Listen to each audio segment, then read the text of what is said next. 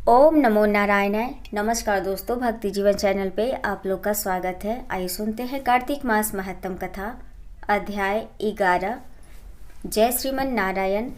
नारद जी ने कहा, एक समय जलंधर पत्नी सहित असुरों से सम्मानित हो सभा में बैठा था तो परम कीर्तिवान श्री शुक्राचार्य जी वहां पहुंचे, जिनके तेज से सब दिशाएं प्रकाशित हो गई। गुरुजी को आता देख असुरों सहित सागर पुत्र ने उठकर बड़े आदर से उनको प्रणाम किया। तेजस्वी शुक्राचार्य जी ने सबको आशीर्वाद दिया। फिर एक आसन पर बैठकर सब दैत्य भी यथा स्थान पर बैठ गए और सागर पुत्र ने नम्रता से यह प्रश्न किया, हे गुरुजी, राहु का सिर किसने काटा था? आप हमें यह बतलाएं।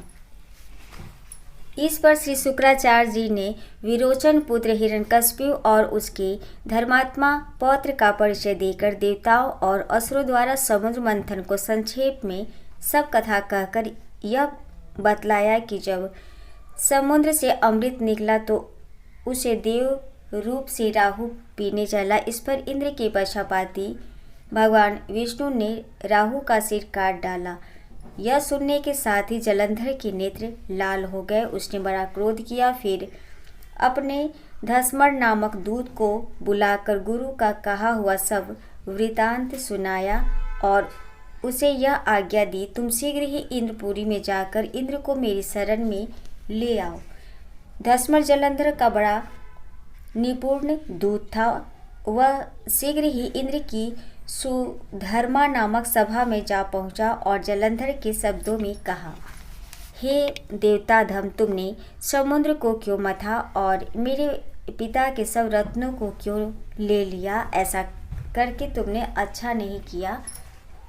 यदि तू अपना भला चाहता है तो उन सब रत्नों से ही देवताओं के साथ मेरी शरण आ, अन्यथा हे सुराधम, मैं सत्य कहता हूँ कि तेरा राज्य ध्वंस हो जाएगा। इस पर इंद्र बहुत विस्मित हुआ और कहने लगा, पहले सागर ने मेरे भय से सब पर्वतों को अपनी कुक्षी में क्यों स्थान दिया और मेरे शत्रु दैत्यों की रक्षा क्यों की? इसी कारण मैंने उनके सब रत्न ग्रहण किए हैं।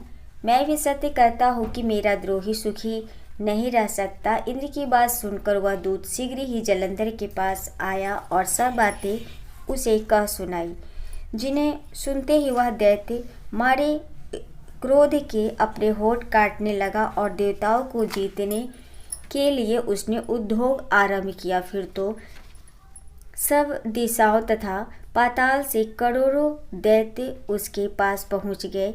शुंभ निशुंभ सेनापतियों को साथ लेकर जलंधर इंद्र से युद्ध करने लगा। शीघ्र ही इंद्र के नंदन वन में उसने अपनी विशाल सेना उतार ली। वीरों की शंख ध्वनि और घोर गर्जन से इंद्रपुरी गूंज उठी।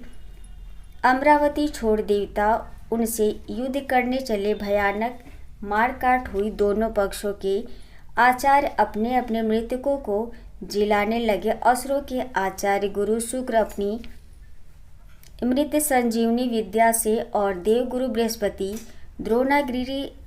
द्रोणागिरी से औषधि लाकर मुर्दों को जिलाते रहे। इस पर जलंधर ने अपने गुरु शुक्राचार्य जी से क्रुद्ध होकर कहा, मेरे हाथ से मरे हुए देवता जी कैसे जाते हैं? जिलाने वाली विद्या तो सब आपके पास ही है, फिर यह क्या बात है? इस पर शुक्राचार्य जी ने देवगुरु श्री बृहस्पति जी द्वारा द्रोणागिरी से औषधि लाकर देवताओं के जिलाने की बात कह दी। यह सुनकर जलंधर और भी क्रुद्ध हो गया। श्री शुक्राचार्य जी ने कहा, क्रुद्ध क्यों होते हो? यदि शक्ति हो तो द्रोणागिरी पर्वत को उखाड़कर समुद्र में फेंक दो, तब मेरे कथन की सत्यता प्रमाणित हो जाएगी। इस पर जलंधर क्रुद्ध होकर शीघ्र ही द्रोणागिरी पर्वत के पास पहुंचा और अपनी भुजाओं द्वारा उसे जड़ से उखाड़कर समुद्र में फेंक दिया। यह भगवान शंकर का तेज था, जिसमें जलंधर की कोई विचित्रता नहीं। पश्चात यह सागर पुत्र युद्ध भूमि में आकर बड़े वेग से देवताओं का संहार करने लगा। जब बृहस्पति औषधि लेने के लिए द्रोणागिरी पर्वत पर पहुंचे तो द्रोणागिरी की जगह वहां पर उन्हें सूना मैदान मिला। तो वह भयभीत होकर देवताओं के पास आए और कहा कि युद्ध बंद कर दो, तुम लोग अब जलंधर को नहीं जीत सकोगे। पहले इंद्र ने जो भगवान शंकर का अपमान किया था, यह उसी का फल है। यह सुनकर देवता युद्ध की आशा त्याग अत्यंत ही व्याकुल हो इधर उधर भाग निकले। सिंधुसूत निर्भय होकर अमरावती में प्रविष्ट हो गया। इंद्र आदि देवताओं ने गुफाओं में शरण ली। कार्तिक मास महत्तम कथा अध्याय 11। हरिओम तत्सत। जय श्रीमन नारायण।